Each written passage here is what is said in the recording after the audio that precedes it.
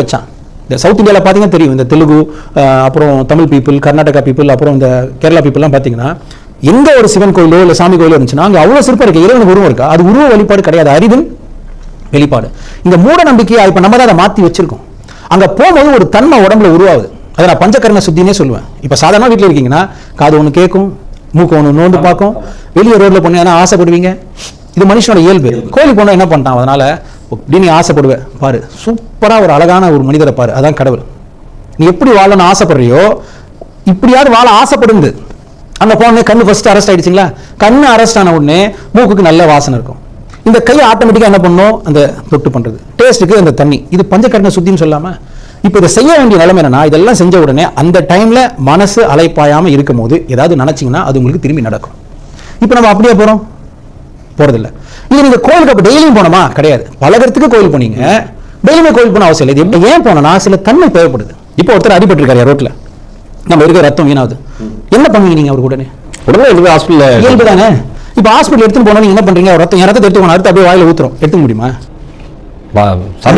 ஒரு physical level transaction, ரத்தத்தை எடுக்கலாம். வேற ஏதாவது சொல்ல ரொம்ப சயின்டிஃபிக்கா லிட்மஸ் டெஸ்ட் அதெல்லாம் வேணாம். சாதாரண ரத்தம் ஒருத்தருக்கு அடிபட்டுச்சு, ரத்தம் கொடுக்கணும், எடுத்த உடனே கொடுக்க முடியுமா? இல்லை அவங்க ஃபர்ஸ்ட் பிளட் டெஸ்ட் பண்ணுவாங்களா? பிளட் டெஸ்ட் அவர் அடக்க முடியல, ஐயா நல்லா என் ரத்தத்தை எடுத்துக்கோங்க, உயிர் சும்மா பயங்கர டைலாக், உயிர் எடுத்து கொடுக்க முடியுமா? நிறைய பேர் எக்ஸ்ட்ரீமா பேசும். ஏன்னா இங்கிலீஷ்ல வெறும் லிவிங் அண்ட் நான் லிவிங், தமிழ்ல உயிர் கொடுப்பவை, உயிர் எடுப்பவை, உயிர் பெற்றவை, உயிர் வாழ்பவை, அவ்வளவு ப்ராசஸ் இருக்கு.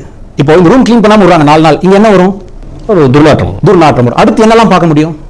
ஒட்டடை புரிஞ்சிருக்கும், ஒட்டடை இருந்தாலும் என்ன இருக்கும்? சிலந்தி இருக்கும் ஆப்வியஸ்ங்களா.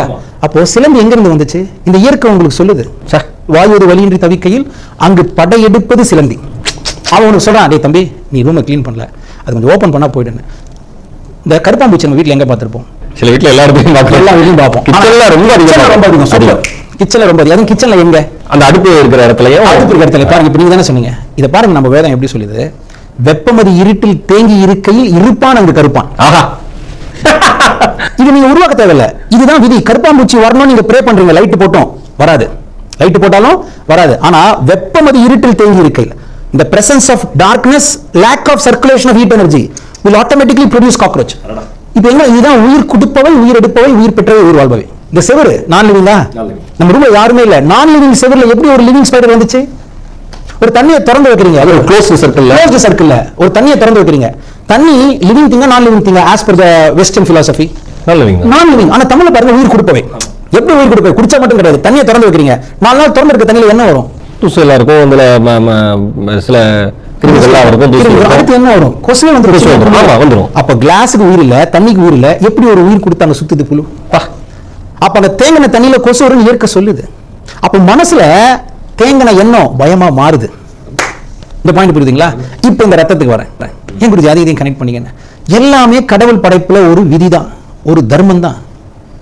இங்க எதுவுமே மாயையாவும் பிரம்மையாவும் கிடையாது, எல்லாமே பிரம்மம் தான், தர்மம் தான், அதான் கர்மம்.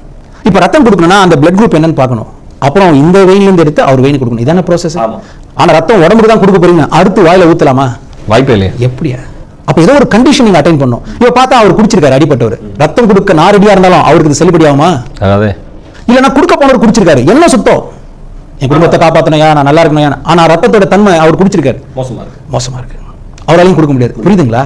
அப்போ கடவுள் எல்லா இடத்துலயும் இருக்கான், ஆனா அவனை அந்த சக்தியை உள்வாங்கிறதுக்கு நீங்க ஒரு தன்மையை மெயின்டைன் பண்ணும். அந்த அகத்தன்மையை கிரியேட் பண்றதுக்காக உருவாக்கின புறத்தன்மை தான் கோயில். இப்ப நான் கோயில மட்டும் தான் கடவுள் இருக்குன்னு சொன்னா, இங்கதான் அந்த மூட நம்பிக்கையோட பிகினிங்கே. அவன் அடிச்சுன்னு சாவறான், ஏன் கோயில் ஏன் கடவுள்னு. அப்படி ஒரு கடவுள் இது வரைக்கும் உலகத்துல கிடையவே கிடையாது. அது நம்ம சாஸ்திரத்துல சொல்லாத விதமே கிடையாது. நம்ம இன்னும்